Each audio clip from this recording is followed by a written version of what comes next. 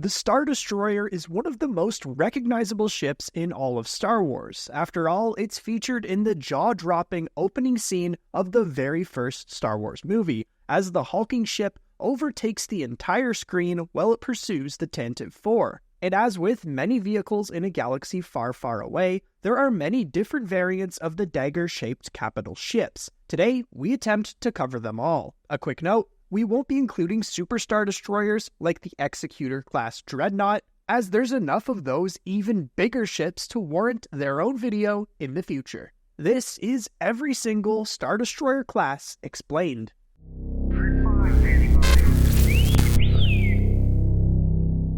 Venator-class. Before we dive in, a quick announcement. In celebration of recently surpassing 100,000 subscribers, we've launched a merchandise store. You can find a selection of Red 5 shirts, mugs, hats, stickers, and so much more at red5.shop. More drops are also on the way. If you sign up for our channel membership, you can save up to 20% off on your order. Also, make sure to join our Discord server, as we're going to be hosting some Star Wars trivia and games nights in the near future, with free merch up for grabs. The link is in the description. Known also as the Jedi or Republic cruiser, the Venator-class Star Destroyer was used throughout the Clone Wars by the Galactic Republic and also saw use by the early Galactic Empire. Developed by Kuat Drive Yards, the Venator drew inspiration in its design from a Mandalorian warship used by the Neo-Crusaders a millennia earlier, but was more of a direct successor to the smaller in size Acclamator-class assault ship. Serving as the backbone of the Republic Navy, the Venator measured 1,137 meters in length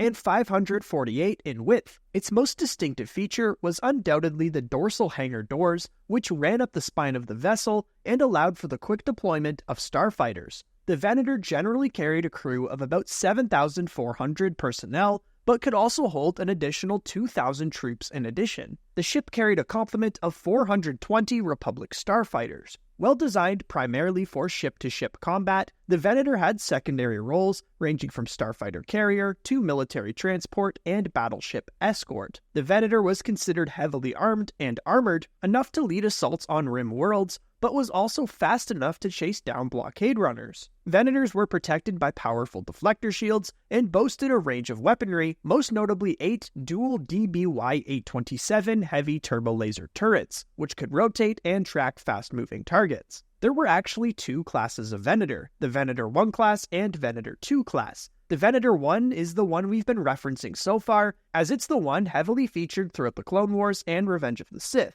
The Venator 2 was introduced in the miniature game Star Wars Armada. It's said to be equipped with a smaller, forward-mounted hangar bay at the very front of the ship. There's also speculation that the Venator 2 was the ship Obi-Wan exited as he left for Utapau. This Venator had a much smaller dorsal hangar bay door. This would leave the ship far less vulnerable in battle, and seems like a logical upgrade for a second-generation Venator. As the Empire rose to power, Venators were stripped of the colorful red and yellow markings of the Republic models.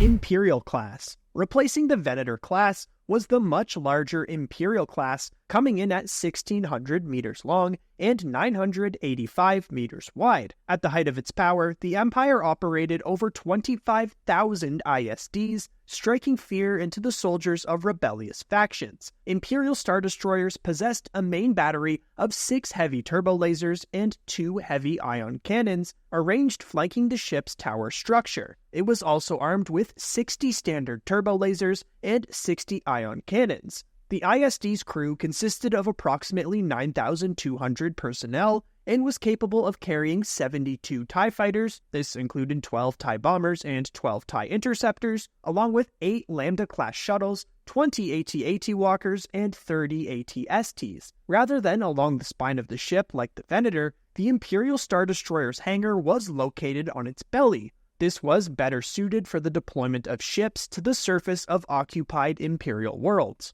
There were two versions of the ISD, the Imperial 1 class and Imperial 2 class. The main visual difference between the two was the shape of the tractor beam generators located atop their command bridges. As you can see on screen, the Imperial 1's was an X shape, while the 2's was straight and less tall. As one would expect, the Imperial 2 class was said to boast various upgrades in its capabilities. However, the details are vague, and the overall specs are relatively similar to the Imperial 1. Behind the scenes, the reason for the change to the Imperial 2 was because a larger Star Destroyer model was created for the filming of The Empire Strikes Back. Imperator-class. Quick disclaimer, there are no official images of the Imperator. We'll make use of fan designs or utilize Venator and Imperial Star Destroyers because the Imperator is essentially the class that slots between them. Appearing in small numbers, the Imperator witnessed limited service before the end of the Clone Wars, before Kuat Drive Yards reworked the design into the Imperial-class, and production of the refined Star Destroyer was increased under the Galactic Empire. Interdictor-class. Serving a very specific role for the Imperial Navy, the Interdictor-class Star Destroyer was a rare sight. It possessed 4 spherical gravity well projectors, capable of emitting an interdiction field to pull passing ships out of hyperspace or prevent them from jumping to light speed. It was considered a very dangerous design by rebel groups that relied on hit-and-run tactics. Princess Leia Organa herself went as far as saying, if the Empire knew how to build smart, not just big, they would have made thousands more interdictors. If they had, we might not have survived. Though it was decently armed for its size, it was a high-priority vessel that was generally unable to hold its own in combat against other capital ships.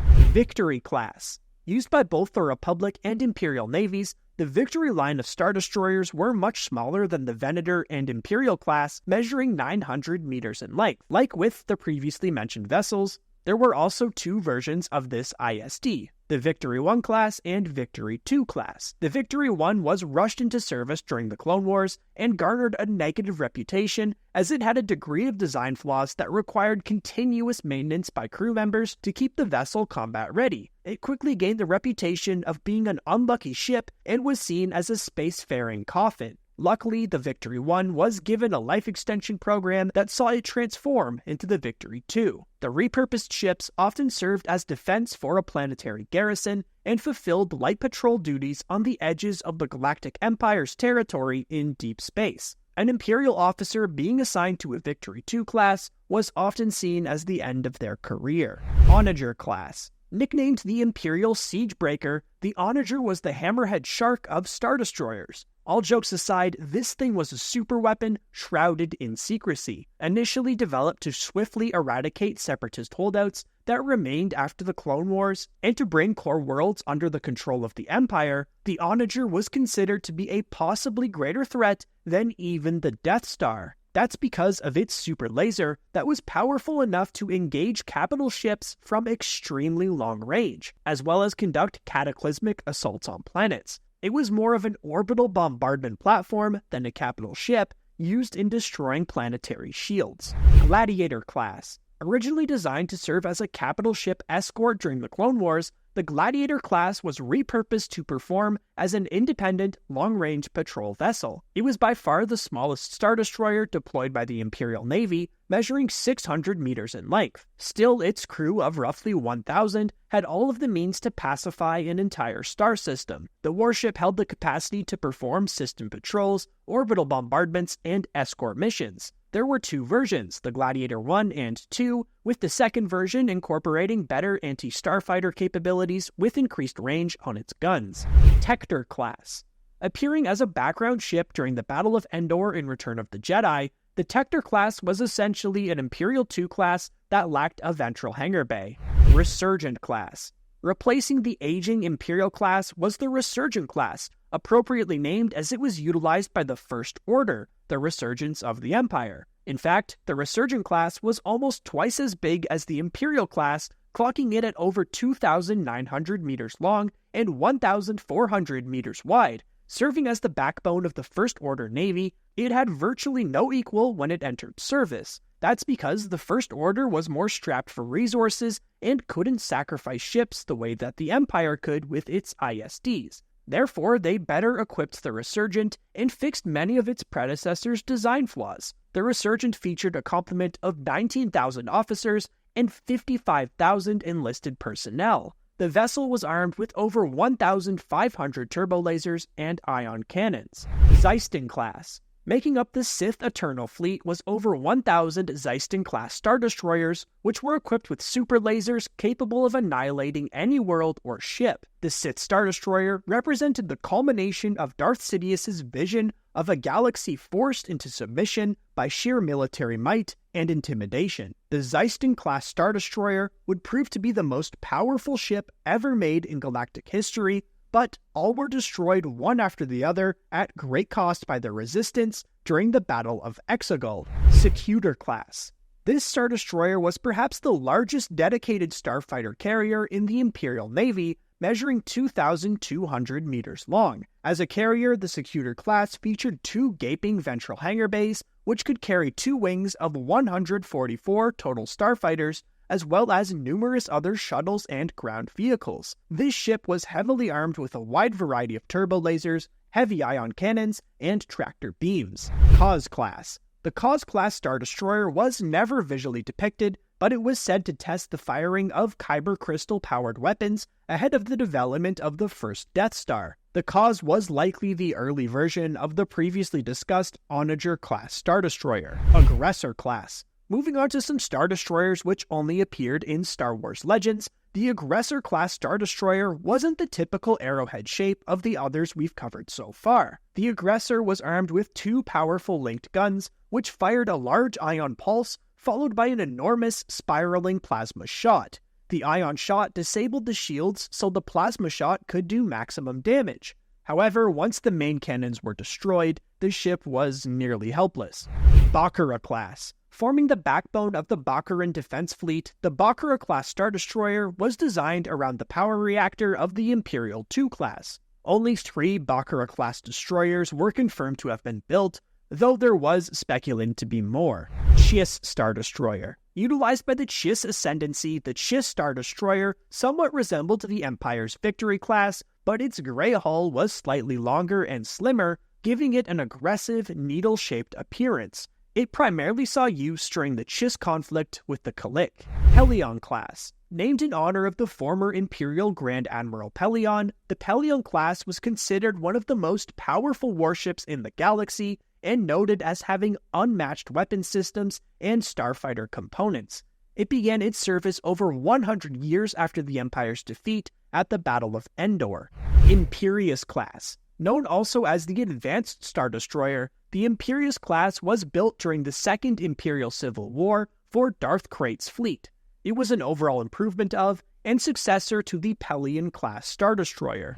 Nebula-class. Also referred to as the Defender-class, this Star Destroyer was the largest, most powerful warship design in the New Republic's New Class modernization program. It was built to match up to an Imperial-2 class, despite only being 65% of its size. Its small size often led to it being called a pocket Star Destroyer. Turbulent-class. Another smaller class of Star Destroyer was the Turbulent, which was used by the Imperial Remnant following the Swarm War. Republic-class. Another successor to the Victory class, the Republic-class was one of the early warship models developed for the New Republic's standardization programs. Finally, we'll mention the Rejuvenator-class and Soranin-class Star Destroyers, though no images of these ships exist. But let us know in the comments if we missed any out. Also tell us which Star Destroyer class is your favorite. Come join us to chat more at our community Discord server, linked in the description. If you enjoyed today's Star Wars video, we've got more on the screen for you right now. Also make sure to drop a like, and if you're new to the channel, hit subscribe to join the Red Squadron. Until next time, thanks for watching, and may the Force be with you. Red 5, standing by.